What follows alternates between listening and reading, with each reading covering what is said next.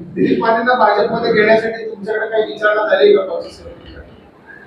काय मला तर नाही हो, मी कोण कार्यकर्ता, छोटा कार्यकर्ता, मला कशाला विचार काय माहित नाही आपल्याला.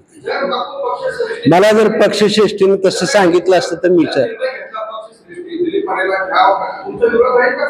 मी कशात पण पक्षाने जो निर्णय घेतलेला आहे तो मला मान्य आहे.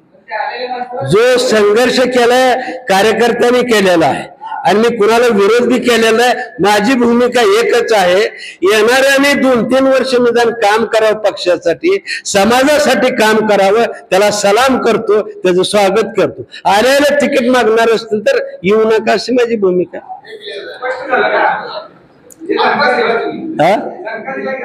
काय मी काय म्हणलं, पक्षाच्या ध्येयाप्रमाणे त्यागाची भूमिका असावी. आल्या लगेच तिकीटावर माझं काय विचारू नका. आल्यावर 1-2-4 वर्ष काम करा, चांगलं काम झालं पक्ष तुम्हाला डोक्यावर 100% घेणार आहे.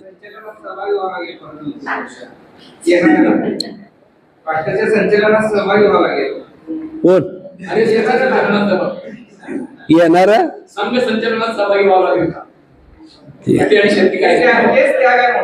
हे मला असं वाटतं की संघ हा वेगळा आहे आणि भारतीय जनता पक्ष हा वेगळा आहे. संघाचं मार्गदर्शन काही सूचना असतील त्या सगळ्याच असतात. म्हणजे कुणी जरी उद्या कुठल्याही पक्षानं मार्गदर्शन विचारलं तर मी नक्की सांगतो संघ त्यांना सुद्धा मार्गदर्शन करणार. देशहितासाठी ते 100% कुठं तसं संघ आम्हाला जरा आम्ही ऐकतो, त्यांनी सांगितल्या सूचना ऐकतात म्हणून जरा जास्त आम्हाला मार्गदर्शन करत असते. तो दुसरा पक्ष कोण विचारतच नाही आणि सांगितलेलं ऐकतच नाही, त्याच्यामुळे कशाला सांगते ते. त्याच्यामुळे संघाच्या ह्याच्यात जावं वगैरे काही नाही. तुम्ही तर्क करता तसे. नाव नोंदणीची शेवटची तारीख 15 नोव्हेंबर. स्वर्गीय विष्णुपंत कोठे प्रतिष्ठान आयोजित मोफत सर्वधर्मीय सामुदायिक विवाह सोहळा बुधवार 26 नोव्हेंबर 2025 संध्याकाळी 5:42 गोरज मुहूर्तावर. विवाहस्थळ कैलासवासी लिंगराज वल्ल्याळ क्रीडांगण, कर्णिक नगर, सोलापूर.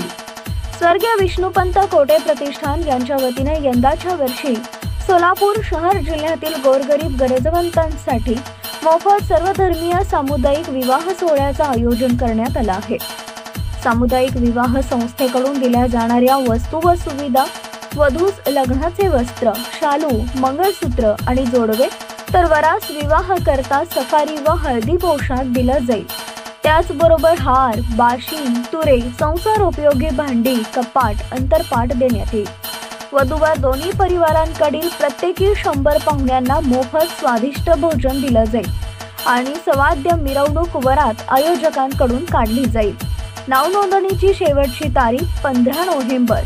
तरी सामुदायिक विवाह सोहळ्यात विवाह करू इच्छिणाऱ्या परिवारानं आमदार देवेंद्र राजेश कोठे, संपर्क कार्यालय, नवी वेस पोलीस चौकीजवळ मुरारजी पेठ इथं संपर्क साधावा. संपर्क क्रमांक 80 55 12 22 33 आणि 98 22 61 16 77.